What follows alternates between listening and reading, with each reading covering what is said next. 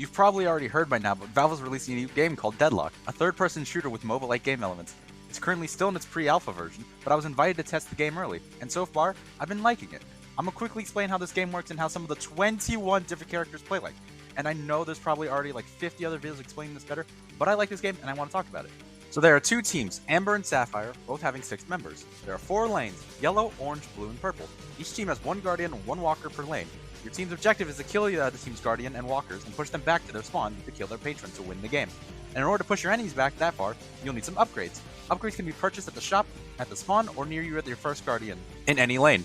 Upgrades are split into 3 categories: weaponry, upgrades for your gun and ammo; vitality, upgrades for health and stamina; and spirit, upgrades, abilities, and other unique things. You can only get 4 of each until you unlock more slots by progressing in the game. Upgrades have different levels of utility and cost, starting on simple upgrades that give you more health for 500, or an upgrade that lets you time a button press to instantly reload for 1500. But in order to buy these, you need souls, which you can get from killing opponents, objectives, or weaker NPCs from the enemy team. Since this game is in early development, there are some issues with it. First issue is time. Magic can usually take up to 30 minutes if both teams are evenly matched, but if not, then it feels like an unfair steamroll.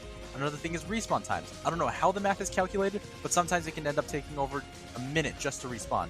And I know there's a small objective you can do to make it shorter, but that only applies to the next death only, and almost requires the entire team to do it.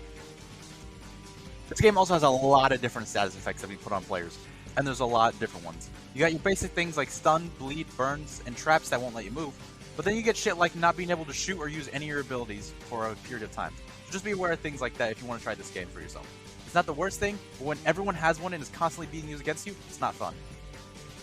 There are also a bit of connection issues when playing against other players. There's a chance you can get kicked from a game and won't be able to join back. And since there aren't any dedicated servers for the game yet, you have to wait till matchmaking for your region is open again. Now that you know a bit more about the game, let me introduce you to a couple of characters you can play as. You got characters like McGinnis the Engineer with a minigun. For her abilities, you got the 4 sentries in healing, a wall builder, and a missile barrage ultimate. Dynamo, the support robot with a laser pistol. His abilities include a shockwave slam, teleportation, a healing effect all around him, and a black hole for his ultimate. Infernus, the fireman, shoots people with finger guns, somehow. He's got an oil grenade that slows people, the ability to run really fast leaving a burning trail behind that damages enemies, an ability to give his bullets fire damage to enemies to do damage over time, and for his ultimate he summons a big fire explosion that can stun enemies. Ivy the Gargoyle that came to life, she got an automatic crossbow, and for abilities she got a sticker bush trimmer, a vine that heals teammates, a stone transformation to slam onto enemies, and for her ultimate she can pick up a teammate and fly them across the map to attack others. And that's not even half the roster. There's also characters with a sniper, a character who only attacks with goo, and even a character like Lash, which is canonically an asshole. All these different characters have unique playstyles and techniques to them. If you want to learn more, I highly recommend trying the game out for yourself. All you need to do to get in is to have a friend invite you who has already been invited. But if you're unable to play, there's probably videos explaining the entire game, like I showed earlier, and how each character plays. I highly recommend it, and I hope it does well in the future. And with all that being said, the movie adaptation was shit. It was nothing like the game at all. It feels like they weren't even trying.